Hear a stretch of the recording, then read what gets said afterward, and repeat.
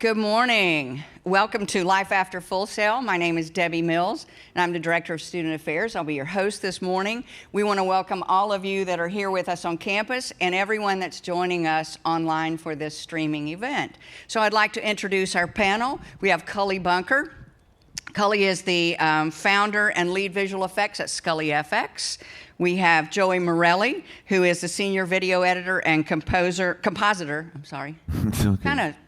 Compositors, kind of, you know. It's cool. All right, at same world. At Electronic Arts Tiburon, we have Josh Gudwin, who's a record maker at Gudwin Music Group, and we have Jeff Unay, who's a director, producer, and cinematographer. So join me in a round of applause for these guys.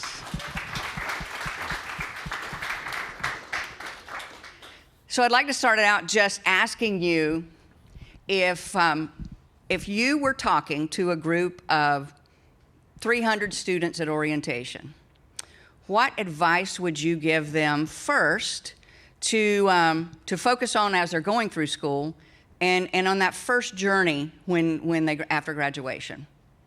Who wants to start? Culley. Culley looks like he does. Apparently I want to start. Looking at I'm thinking of like now where the school is at and where I was when I walked in. I guess the advice would be make friends immediately. Like learn the people around you and what they're interested in, because I feel like you can learn from them as well as the school. You know, use them to your advantage and their advantage. That sounds bad. Don't use them to. Have a nice tight-knit group that you can learn from and do projects with. I think that would be really important. Are you still friends with people that you went to school with? A lot of them. We started our own Facebook, or not Facebook. Well, we have a Facebook group, but we started a website back then. We called it the Rutan Clan for one of our teachers that was our final product teacher. And I stay in touch with a lot of them on Facebook, and I actually hire and employ a few of them.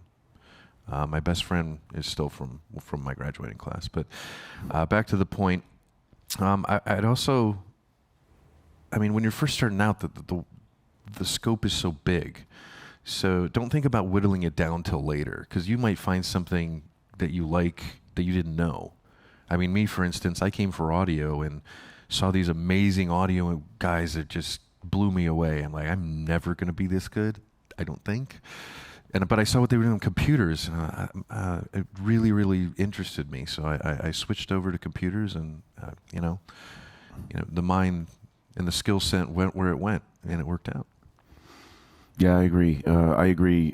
Friendships are tremendous. I'm still in touch with many of the classmates I had, very tight with them, constantly communicating.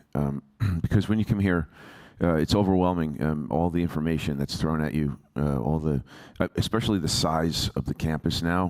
When I was here, it was just the big glass building, and that was in Full Sail Live, which is across the street from the barbecue place, but that was it.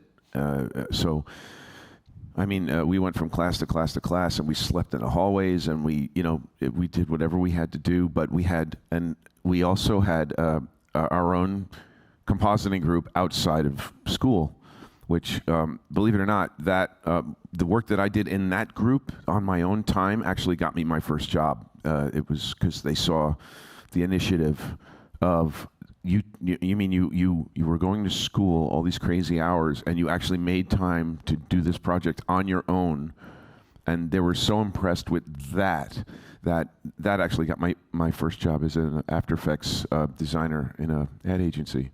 So it's not.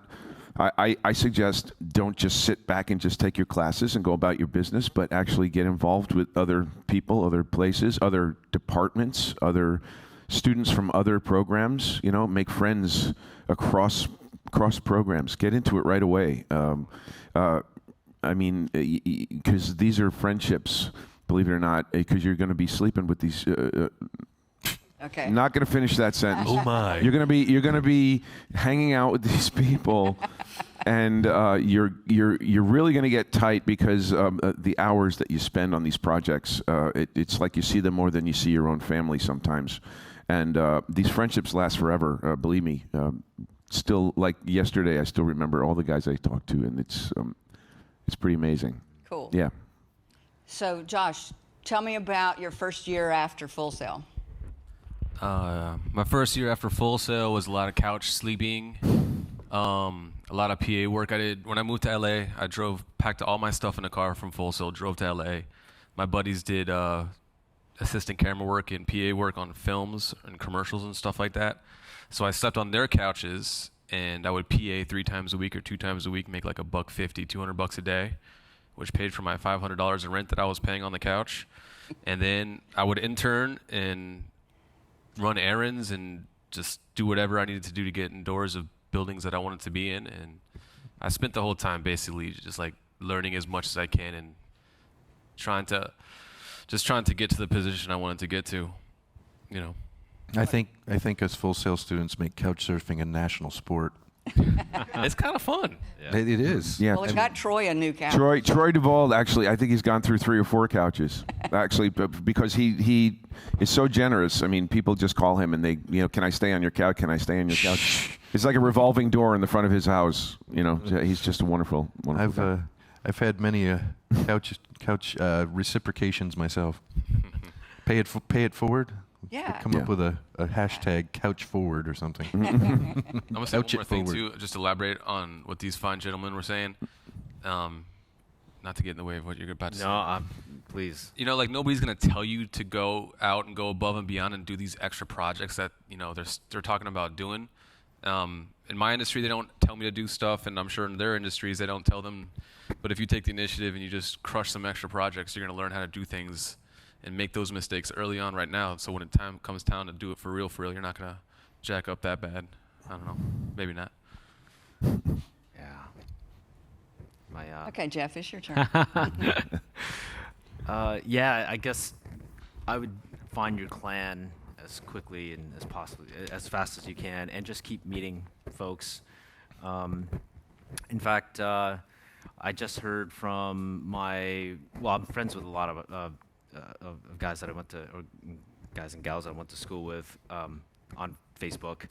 But recently, my roommate contacted me about this huge project, and he was in the audio department, and he said, "Hey, I thought about you. Check out this awesome big project." And I haven't talked to him, like 2 years. And yeah, I mean, it just kind of happens, be good to the people around you. I mean, it's just kind of a thing that you really need to keep in your mind, I mean, we're all busy and the work is in front of us, but just keep thinking about the bigger picture. We're all human beings. We all have to work together, live together, just be really good to each other. And it's the entertainment industry, so it's really about relationships, do great work, and just be good to the people around you. Yeah. So most of you have, you've not most of you, all of you have a very successful career now, and you have your companies. But when you started out, you did a lot of freelance, right? Most of you? Yeah. Or you had, little gigs like that. So Still do freelance, yeah. Yeah, it's... what kind of tips can you give these guys about that? Because it can be tricky. You have to be careful with taxes and, things like that. So let's talk about that. Yeah. Yeah, when you're an artist and you get into business, there is a plethora of areas that you don't realize that are going to come at you. Insurance is a big one. You need to insure yourself, your equipment, and anybody that you hire. If not, that could really set you back a big one. Taxes, obviously. When I was doing this, I was always classified as illegally classified as a subcontractor, which you get 1099s and they don't tag taxes out. So at the end of the year, your first time when you send those 1099s into your tax guy, like, oh, you owe about $22,000 or $10,000. And you're like, what? So that could set you back. There's a lot of little gotchas that I wish somebody would have told me in something like this. And it's definitely, when you're freelance, you make sure there's some kind of you set a little aside for taxes, and you also make sure that whoever's hiring you is got insurance, or you have insurance for the job, and in the freelance world, it's once again we're going to get back to, it's all about people. when I started freelancing, I would come upon jobs, and I'd immediately call all my friends, like, who's not working, who's not working, who's not working. I became a job placement agency briefly. When I was heavy into the freelance world, the jobs were coming at me, and I'm like, I'm busy, but hey, George is available. So, keep that tight-knit group, and hopefully you guys can reciprocate each other to find more jobs. And after you get going, your network is everything. Like, as soon as I get slow at work, I just get on the phone and call about 50 to 100 old clients, and something will shake out of the trees. Yeah, like Jeff mentioned, it's really not all about technology or software. It's about relationships. Most of your work, you're going to find your freelance work is going to be word of mouth. You're going to get calls from the people who know that you can do something that they need you to do. I have a steady freelance producer who calls me because she knows that if she needs something the next day, she knows that I'm going to do whatever it takes to get it to her, because it's got to go on the air, and there's a lot of money involved in airtime and that kind of thing. So when people start, and trust is a very big thing too. People have to trust you that you can follow through with a deadline, that kind of thing. So on a freelance basis, you have to establish, and this is my advice, is you have to establish yourself as a very trustworthy, on-time person, someone who is very professional, someone who can get the job done. And that's... What about you guys? Please. Yeah, I guess, again, it's about the people that you know. The nice thing about working, every passing year, I feel like the group of folks that I get to work with, you just start meeting more and more just fantastic talent. And so whenever a project comes my way, I have a handful of folks that I know will just kill it. You know what I mean? Like when you're a student, you're like, it's just me, and I'm working on this project. I feel so alone, but every passing year, I feel like my network of amazing talent just keeps growing. So that's the part that I'm like really excited about. Just in the future, I guess. It's just you start growing that network of people that you really, really trust, and they're incredible at their job. So that'll happen in time. Just keep grinding it out, keep working, and it is a grind. We talk about relationships a lot, but you have to kick butt with the work that's in front of you, and then that's the only way you can earn working with really fantastic people. Do you know what I mean? Yeah. So freelancing, you are your own company. Basically, in Florida, I'm a freelancer, so I work full time, but I'm a freelancer, so it's called sole proprietor. It's not like what did you call it in California? What was your title? Contractor. Independent contractor. Yeah. Here, sole proprietor is the term. So you have to be your own, and you're like your own brand. Basically, you can create your own logo. You can go at it as your own company. You may get to the point where you need to hire employees. You get to the point where you have a couple of jobs lined up and you have a deadline. You have to sub them out to other people, and that's a whole other can of worms that Culley can speak to better than I can. But you can get all this work, but if you don't deliver on any of it, the work will stop really quickly, all the phone calls and everything. So you have to deliver. You have to be able to deliver on time, deliver at a high quality, and the phone will never stop ringing, because once that happens, because then they know you will deliver, they will call you nonstop. It's like you get that first job, and it's good, and they like it, and it just leads to more jobs, and they tell their friends, and then they tell their friends. It's a very small community, believe it or not, in everywhere. I mean, from here to California, I get calls from Culley all the time. We just talk, if it's on Facebook, if it's on LinkedIn, and I suggest all of you, you want to ask me any questions outside of this room at any time, you can connect with me on LinkedIn. just send me a request and I'll accept it. And you can ask me questions and, anytime on LinkedIn. I have over 9,200 connections on LinkedIn, just from students, from employers, from all over the world. So when you connect with me, you're a second level connection to them. So it turns out that it's just building a network. Like we're all saying the same thing. It's networking, it's relationships, and it's about delivering on time and high quality. When you go above and beyond, and when you are, right? Because you're totally in it and you feel it, you're like, yeah, no, I'm going to make this better and I'm going to deliver this and send it over to my client or whatnot. When you're doing really great work.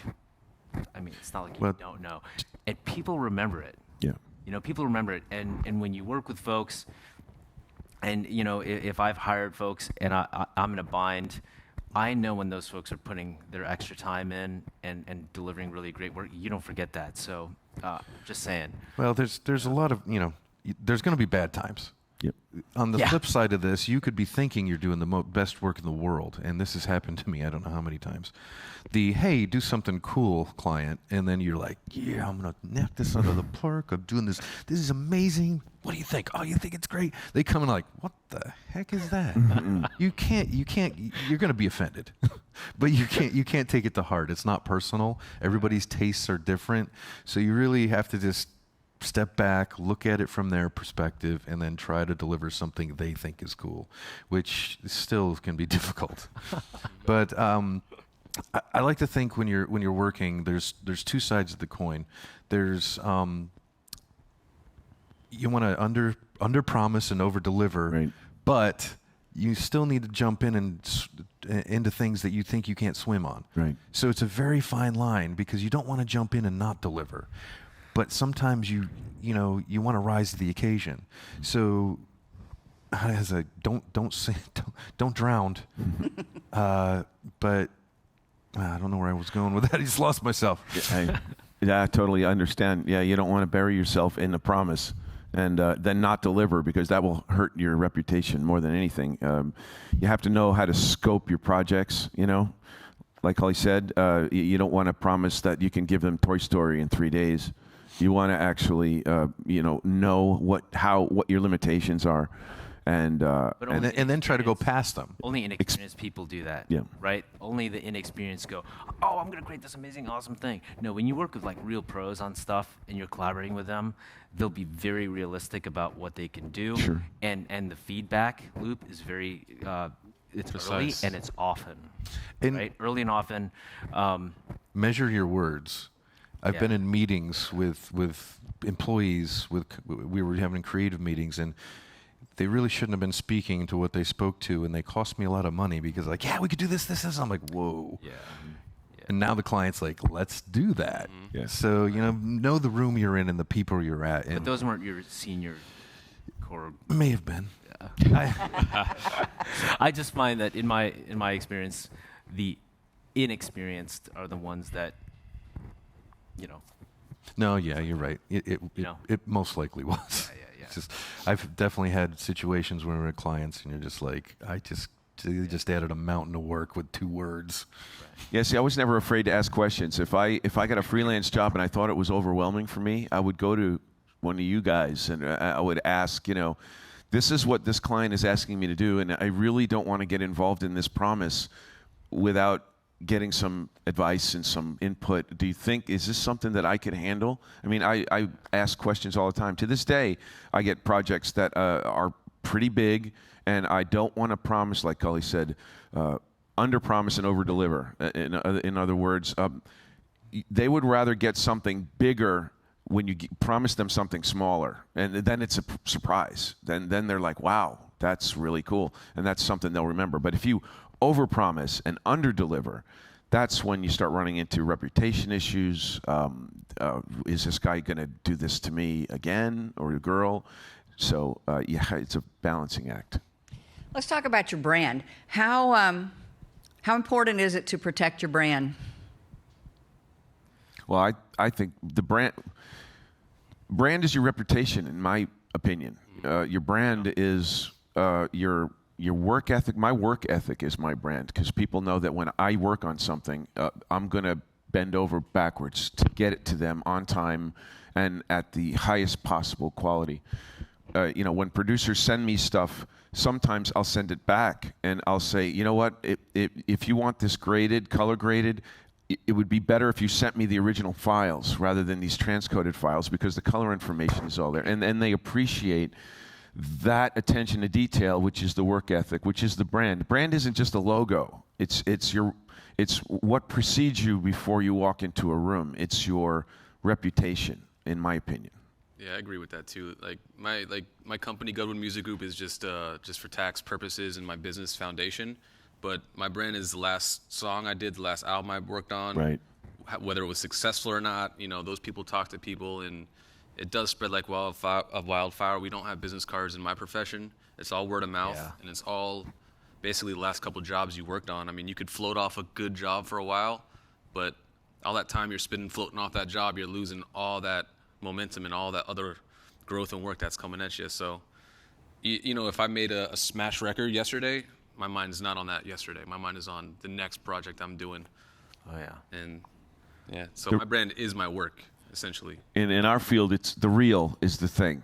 It's not so much the resume and the business card. It's the reel. You send out a URL and they go, and you have to be able to break down every frame of that reel and what you did and how you accomplished it.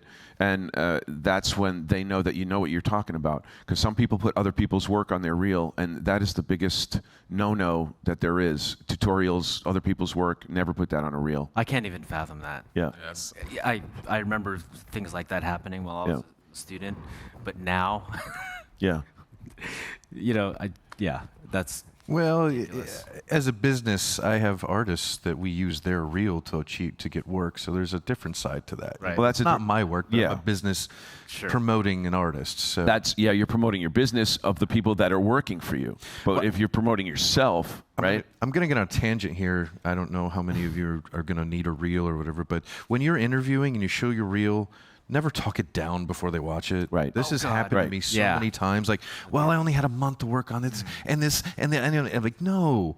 Do not already self-deprecate yourself before somebody's going to watch something ever for any project or anything. Let them develop their own opinion. I thought this is amazing, and they've already self-deprecated it, so they're cutting themselves off the knees. And I may like, I may not, but don't start it off yourself. Of never self-deprecate. What do you think is the most important piece of advice that you could give these guys for launching their careers? Wow, that's heavy. feedback, get feedback on your work, share your work with a group of folks that you really trust. You can experiment and try things, and maybe your first, second, third, 10th pass is crap. Fair enough. I mean, that's kind of the process. But just find your little group, share your work often, and get feedback, and really try to separate, your own kind of sensitivities with getting feedback. Like, Joey, this thing isn't working for all these reasons. The story needs to, do this. Your work isn't following the story. Don't go back and get all sensitive. Again, back to the working with really fantastic people. There isn't that. It's all about serving the project and serving the work. Everyone's really respectful to each other. We all know what the story is. We all know what we need to fill, or how we can contribute. So just pull all that sensitivity crap aside. And the only way you can do that, in my experience, is getting feedback often and taking it. A lot in this industry, man, it's like, thank you, sir, may I have another. I mean, it gets brutal, right? Like, after you're on revision 87 or 88 on your work on King Kong, you start getting really wore out. And when you really dissect why you're wore out, it's an emotional thing. Like, oh, you know what? I shouldn't be emotional about this. I should just It's focus hard on. not to be emotional. It really is. We're all human beings. I totally get it. But the quicker, like, as you guys are students, the quicker you guys can be comfortable with hearing really kind of a lot of criticism and feedback on your work, I think the better off you'll be, because you won't be that guy that's super talented but is really sensitive. No thanks, man. I don't have time for that. Yeah, that's spot on. Liability, yeah. That is Yeah. spot on. You don't want to be someone who is completely married to your work that you can't take constructive criticism. You have to be able to. Yeah, the focus is on the project, the work, not you. Right. Oh yeah, exactly. Not me. Exactly. And It's the project. Put the ego serve out. the project. yeah, you got to pull the ego out and feedback, man. I mean, I do that every day. I don't know if any of you saw the Hydrosol film that Larry Katz and I did. We screened it the other night in the main stage. We sent this out to Jeff. We sent it out to Troy Duvald. We sent it out to people. Culley's watched it. For feedback because we want to know honestly. And as an artist, and you're all artists, you're all gonna really get excited about a project, and someone is going to destroy it in front of you. They're going to tear it apart frame by frame. First edit I saw was horrible. Yeah.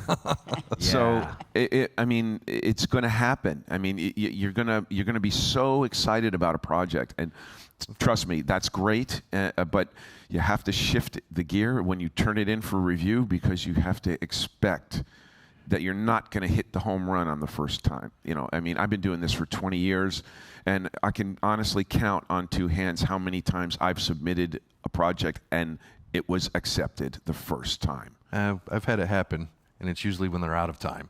Usually it's like, you get the 36-hour marathon. It's airing and they're like, tomorrow. we can't do anything Just put it else. up. Here you go.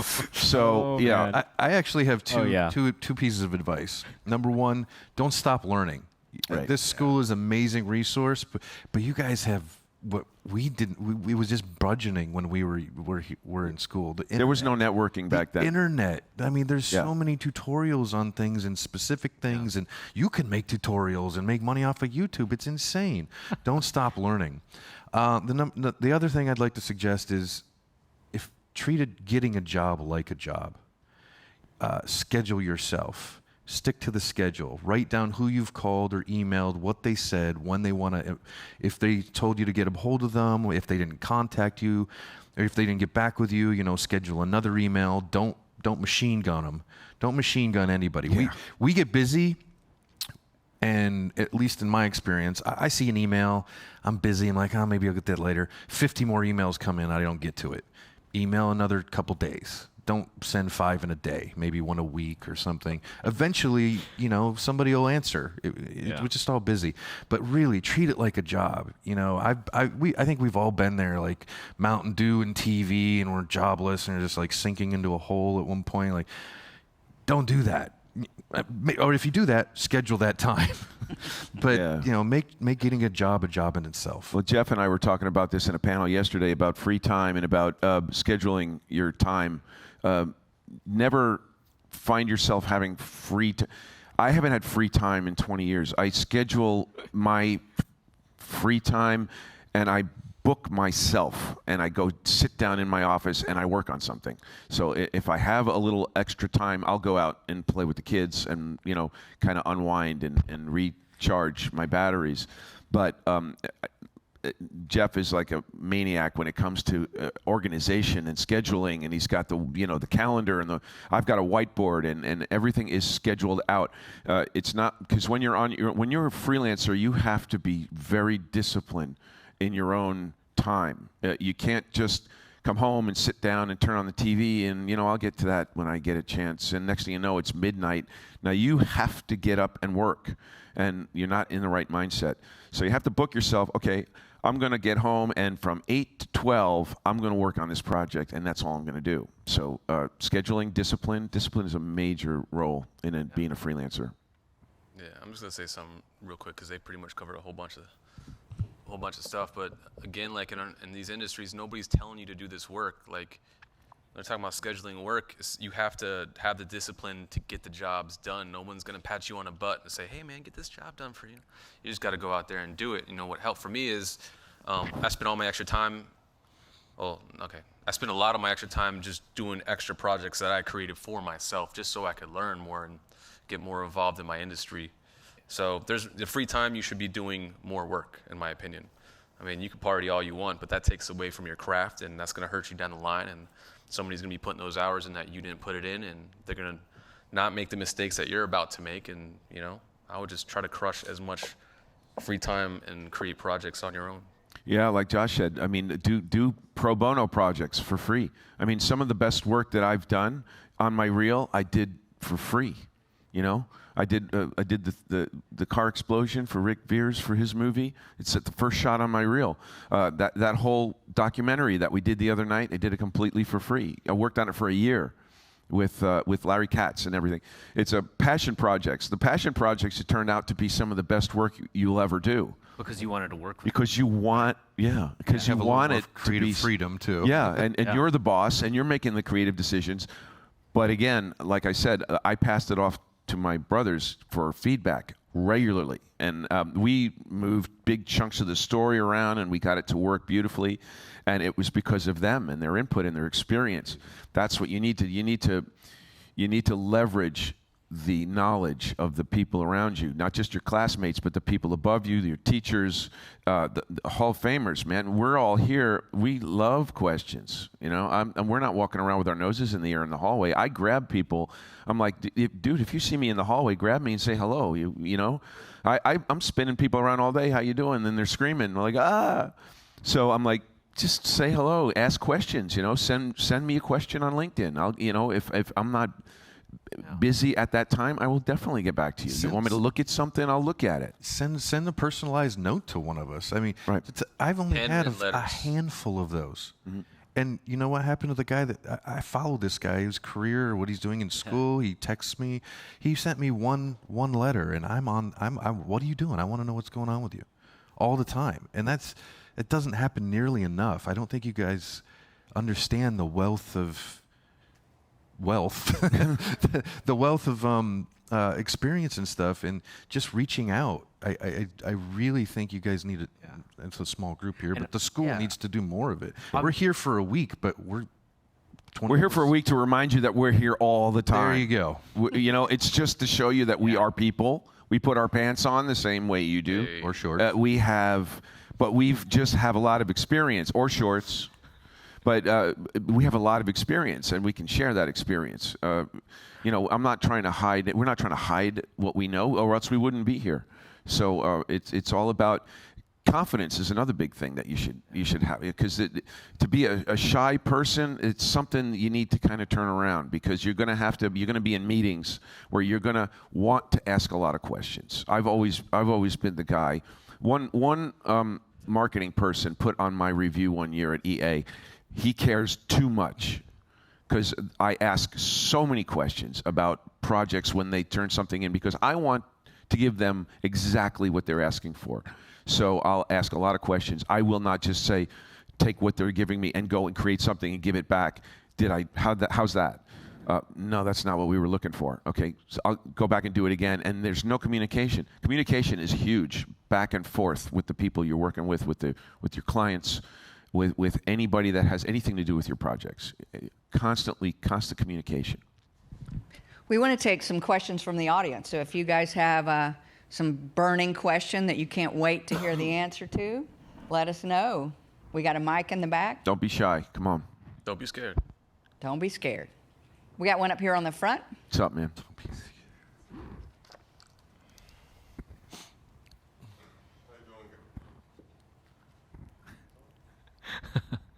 Is it on? Here, use mine.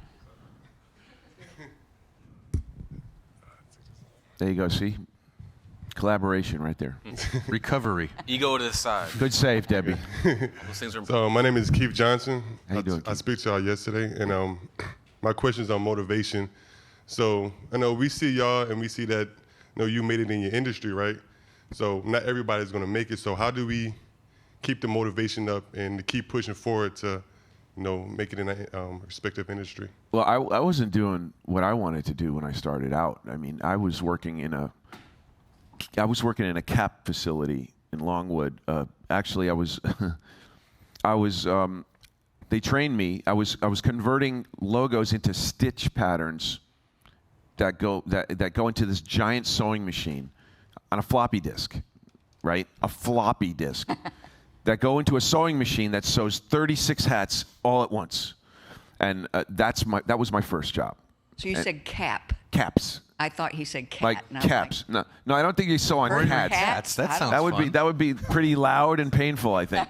wrong country. But I mean, I didn't do what I wanted to do at the beginning. You know what I mean? But the thing is, what are your motivations? You know what I mean? Do you have family? You have to pay bills. You have kids. You have to feed them. So, I mean, are you single? Can you travel and do work all over the place? It depends on what your motivations are. I personally, my son was born while I was in school. And he was actually 9 months old when I walked the stage and got my certificate. And it was hard because we were living off of our wedding money for the school. So I had no job at the time, but my son was born and I had to work. So I went to work. And I worked 3 jobs while I was in school. And valet parking downtown, and I took on little graphics projects here and there. I worked at it was called Capsmith in Longwood. And in order to stay motivated, it actually motivated me more to do that stuff because I knew that I had a vision of where I wanted to go, what I wanted to do, and I just kept. And back then there was no networking. There was my networking was my mother-in-law with a bag full of resumes in the back of her car, and she was a realtor. So every time she showed somebody an apartment, she handed them one of my resumes. You would do worse by not hiring my son-in-law. And believe me, it worked because my resume landed on a desk in North Miami Beach. I didn't send it to them, so it must have been her. And I got a call. And I mean, that's just how it happens sometimes. It's exposure. It's getting the word out. It's getting, the school has a good reputation. I mean, really, everyone around the world knows Full Sail. They know it. They know that when you come out of here, you know your stuff. They know that it's intense. The hours are crazy. It's real world hours because these are real world hours. This is how it is sometimes. During crunch time, you're working till 2, 3, 4 in the morning, 15, 16-hour shifts sometimes, and it's real. So there are companies out there, they're going to hire you, they're going to expect the Full Sail mentality, the Full Sail worker. And the motivation actually just keeps rolling, because when the first job comes, then the next job comes, and it just keeps, you get the compliments, and you get the confidence, and you just parlay it into the next project, and you just keep moving forward. You have to. It's having the confidence to keep going forward. And the word just escaped. It just went right out of my head. But I mean, the easiest way to fail is to stop trying. Yeah. Just to sit back and not do it. Somebody's going to keep trying, and if you stop, they're going to get your job. Motivation is it's an interesting one because it's very personal. Mm-hmm. You know what I mean? Mm-hmm. Like you ask, how do you stay motivated? First thing I want to ask is, what motivates you? Right. I don't know. For me, it's hard to even explain what motivates me, other than I've always wanted to do art, and I'm always goal oriented. So if I work on something, I'm going to be fully in it. So I'm careful about the projects that I take on because I know that if I take it on, I'm gonna put my all into it. Okay. So I don't know. Maybe it's just proving that you can do it at I don't know. It's different for everybody. Motivation is personal. Yeah, what really motivates you? Everybody's path is different. You just have to. You just got to keep trying. Do whatever it takes. Why are you here? Unfortunately, why did you decide? Why are you here? We were talking about couch surfing. How many of us have couch surfed? Right. How many? Josh. I moved to California. To LA. I mean, Josh, what's your motivation? You know what I mean? Like, I'll tell you what my motivation is.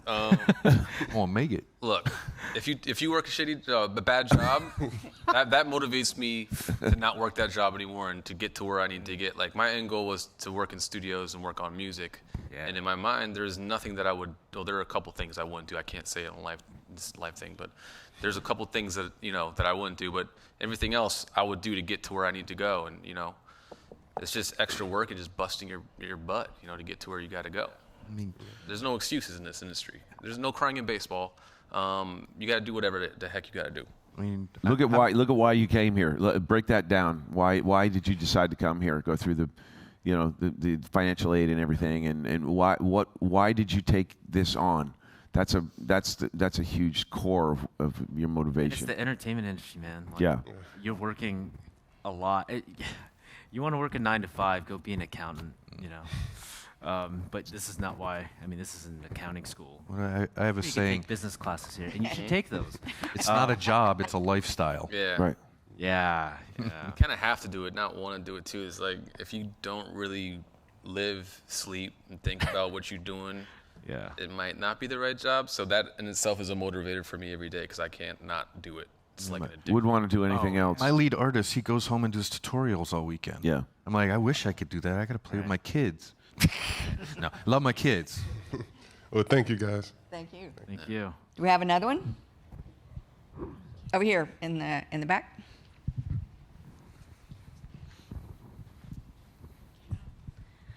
This is an online question from Martin. He's a recording arts student. Hey, Martin. He wants to know, would any of you suggest moving to different cities like LA or Miami for a year or two to network? That's Yeah, I'll answer this real quick because I did it myself. In music, there's 3 cities that are popping right now, and it's Nashville, LA, and New York is on the down. ATL? No? I mean, ATL is, but All right. not at the scale He knows of better. LA, in my opinion. I mean, Leslie's killing it at ATL, and there's a couple guys that are crushing it, but LA is just way more massive for the industry. So if that's the kind of music and the kind of projects you want to work on, the major stuff, I would say LA. If you like, Nashville's good too, or Atlanta, I would say Atlanta, yeah. New York's kind of dying a little bit. A lot of studios are getting sold off, but I wouldn't go out there to network. I would go out there to set up shop and just get started. Yeah, you can network from anywhere. You don't have to go there to network. You network first, then go out there. There's something to be said about a face-to-face meeting. I mean, Yeah. For sure. It's true. the personality comes through. You want to the camaraderie of meeting somebody in person is. Unfortunately, I think that's big. Yeah. And you guys have an advantage, or some of you have an advantage. I mean, if you're single, right, no kids, man, you're young, be flexible, I mean, go out there and start that career. And if there's nothing holding you back, I mean, don't hold yourself back, I guess. Responsibilities start to weigh you down, is Yeah. what he's saying too. It only gets harder when you have kids and a wife and a house. Take and all that chances stuff. while you're young. You guys have a superpower right now. Yep. And you don't even realize it. Go out there and, Yeah, and then life has a way of introducing obstacles that and then it really tests you as far as motivation, as far as why you're doing what you're doing. If you really love what you're doing, even with a full family and full-blown, responsibilities. I mean, it actually it's more for me now. I love what I do more than anything because my kids love it. My kids are into it, and my wife is my best friend, and she's, we're like a creative family. I mean, we come here. This is like Christmas to us every year. This is Christmas is like a little holiday on the way to Hall of Fame every year. You guys are our present. My kids, I'm serious. My kids would rather be on this campus with all y'all and all my brothers and sisters in the Hall of Fame than under a tree opening presents. I'm not kidding. And it's the most beautiful thing ever because it's all I wanted to do. I wanted to make movies. I wanted to just all of it, music, everything. And we all collaborate. We all bounce stuff off each other, and it's just the best thing in the world. I wish the Hall of Fame was 24/7 all year long. And don't think we are always at the tip top. I mean, last year I almost went out of business. Mm-hmm. Things are up and down. Even the best, they have problems. Yep. So if you're at a low point, we all are. Mm-hmm. We all get there. So just keep trying. And I keep thinking the motivation Dory song. is always challenged. Keep swimming. Just keep Always swimming. challenge. Keep swimming, man. Yeah. Like, oh, why am I doing this? Why would anyone do what I'm doing right now? This is just painful. It happens all the time. I have a time between 2 o'clock and 4 o'clock when I'm really angry at my clients in the morning. Mm-hmm. And about 6 o'clock, I'm just like, whatever you want. Yeah. I think they know this is the problem. Yeah. Probably so. They're watching this right now. Crap. Live streaming. Yeah. All right, do we have another one? So how do you stay positive when those things kick you in the teeth, when things are hard?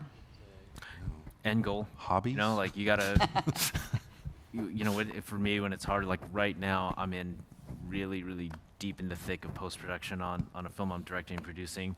You know, I was on the plane here with my laptop working on laying out, you know, sound design stuff, sound elements. Tonight I'm going to be working.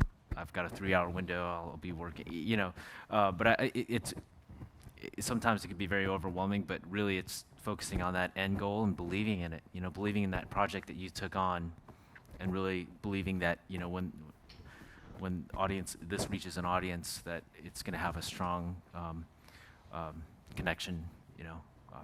I don't know, yeah, that's the only thing that keeps me going. That's my motivation, is just knowing that I have to serve this project, and by serving the project and it gets released out into the world, hope, you know, in hopes that people respond well to it, or, you know, emotionally connect to it. You know what else keeps me positive too is each time you do something, you grow a little bit. Yeah. And your skill set grows, and the way you learn how to deal with problems, your problem solving grows, and everything starts to grow. Like each project, you get all these little points. If you're playing a video game, it's all these perks or whatever, you know?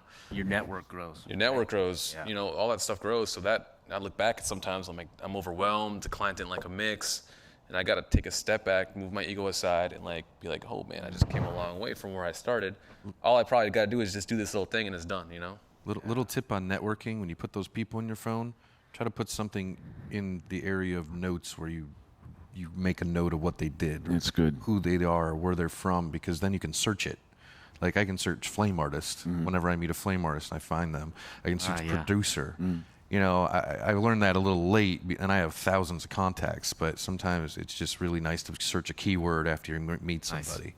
Because that, I mean, you've got 20 years of contacts. Like, that's a crap I'm ton going of to do names. that when I get home after this. That is a good Post-production, Yeah. this guy's an animator, you know, just Yeah. put that keyword in. I learned, you know, it really. And another thing about taking on Actually, projects. you know where I learned to do it? Yep. Hoff. Yeah. When I started meeting all you guys, I started putting Hoff in. So when I search, I found all the Hoffs, and I started doing it more and more with everything. Yeah. As soon as I meet somebody, I make sure I put a Gold, keyword. man. That's cool. As far as going back to taking projects, I take a lot of projects where I will say yes. I say yes to everything basically because I want to. I'm a people pleaser. You know, I like to do things and have a client say, "Wow, how did you do that?" or "That's amazing," or "That's gorgeous," even if I get like 15 revisions. But it doesn't matter because I really enjoy pleasing people. I was a bartender for 12 years. I mean, I was. You know, I had a huge following and worked on Miami Beach for 12 years during the Miami Vice era. I take jobs even though I don't know how to do it, and I will say yes, and I will figure it out how to do it. That's one of the reasons why I'm kind of like the go-to guy at EA in my department when something is a little too tough or something they can't figure out how to do it. My supervisor would pull me in and Joe, we got this thing, can't figure it out. Can you? What do you think? Oh, I can do that. No problem. There's a separate side of this. There's a flip side. You got to be careful not to get taken advantage of. It happens constantly. You just really got to stand up for yourself and make sure you do some free jobs, but don't make after the free. Usually try to get a paid job before they ask for a favor. I know it's tricky. Usually it's the other way around. At least they say it's the other way around. Try to make sure you don't get taken advantage of. And if you are, make sure you know you're getting taken advantage of, at least getting something out of it, but don't make it a consistent thing. Well, what I mean is like when I'm building a reel, you know, and I want to put a lot of new things on my reel, I'll do that. But if that same client comes back and wants another free project, I'm like, you know, I'm sorry. I'm not talking to you, Joe. I'm talking like students starting out. They get taken advantage of. No, I know. I mean, I think we've all worked on free stuff at the beginning, you know, and just to make impressions and to build stuff on our reel. But sometimes those clients will come back, and it's happened to me. It happened to me at the beginning, very beginning, right when my son was born. A client, I paid me $300 to do a graphic for a convention that was at the convention center that year, and he came back a couple of weeks later, wanted me to do something for a Christmas show, and he wanted it for free because he said, well, you know, I gave you the $300. I thought that was pretty generous of me. And I had a baby crying in the next room, and it was Christmas, and he wanted that project for free. And I literally had to say no. And I was a student, and I learned, that was my very first experience with, I'm sorry, but I really can't do this for free. And you know? it sucks because you feel like you're ruining a relationship, but either number one, you don't want that relationship, or number two, they're going to respect you for it. Exactly. Exactly. To this day, I still get calls. Hey, I got this project at my business. You know, I got this project. It's really blah, blah, blah. I'll get into it. We'll talk about it. We're going to go plan. And then all of a sudden they're like, it's a micro budget. I have like $200. I'm like, you just wasted $200 of my time. It's crazy. And you just have to weed through it and, you know, do your best to your ability to try to navigate these situations. Mm-hmm. All right, I have one more question, and I follow Joey, so I know a pet peeve that he has.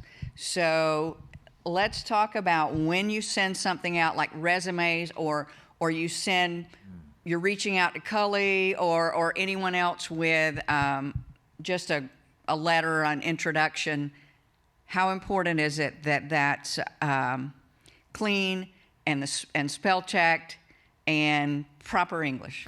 Do me a favor. If you're on LinkedIn and you have a picture of yourself in the bathroom mirror, take it down, please. Because when I get requests from students sending me LinkedIn requests with a bathroom selfie, I don't even answer it. And I go right to the Hall of Fame alumni page. Got another bathroom selfie. Oh yeah. What's going on here, folks? You know, I mean, literally, you are surrounded by photographers. You can put on a shirt and a tie and stand against a wall and take a professional picture and put it up.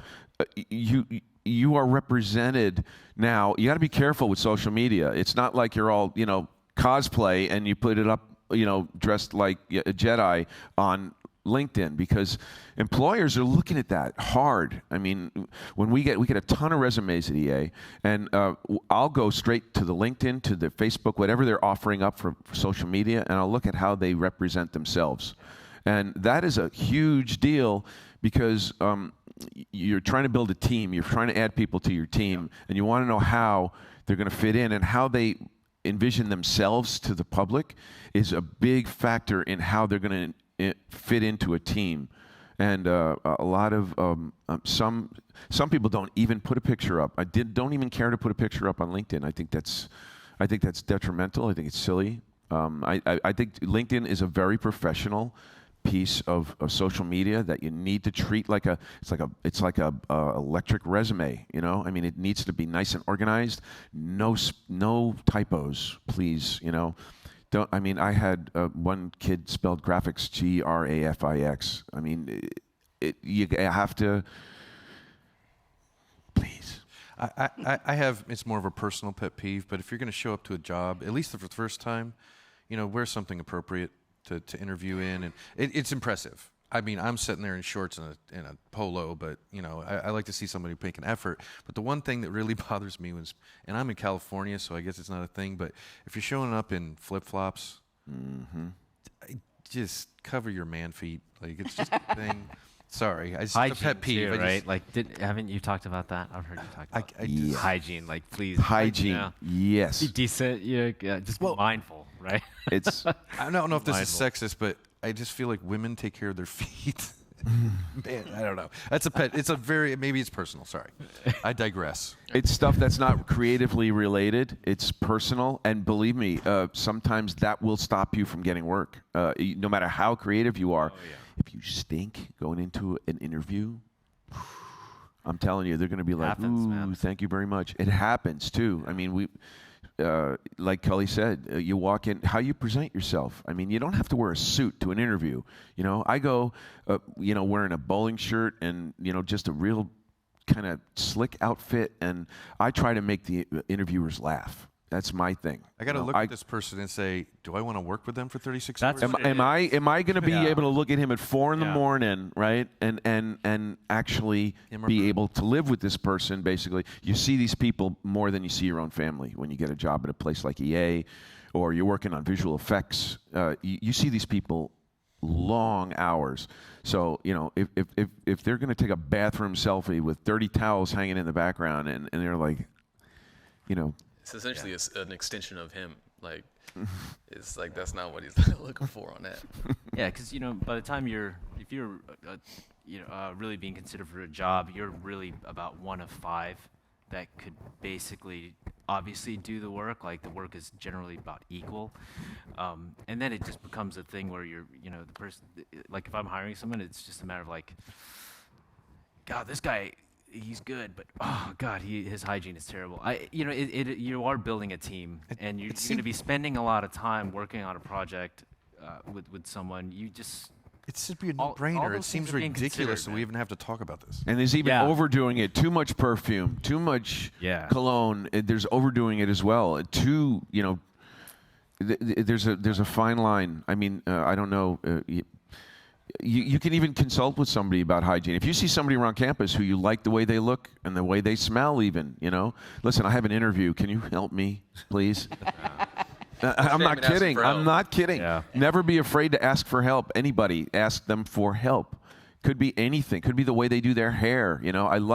Where'd you buy those pants? I mean, stuff like that is important. It's not all about the software and the hardware. It's about people. It's about relationships, Again, it comes back to feedback, like getting feedback from people on all levels of your work and whatnot, resume, LinkedIn. Thank you, sir. May I have another? I'm just saying, it's sometimes. For me as an artist, you get so invested in what you're doing, and you think it's the greatest thing in the whole wide world, but you really need to get feedback, and sometimes it's painful. But just take a step back and know that the feedback is actually helpful, right? So when people stop giving you feedback, then you're truly in trouble. You're in trouble when they stop. When they're giving you feedback, that means they care about you. Yeah. And always make sure Leslie has red M&Ms. Oh, great. That's a good one to end on. Make sure Leslie has red M&Ms and get your feedback. So thank you for joining us today. I hope you enjoyed it as much as we did. So let's have one more round of applause for these guys. Great work, gentlemen. I have to say one thing. There should have been more questions. Yeah. 2 questions? That was Questions. It? 2. Yeah. You sure? No more questions? All right. Yeah. Okay. All right, thanks, guys. Thank you. Thank you. Thank you. Maybe I should berate the students before we go.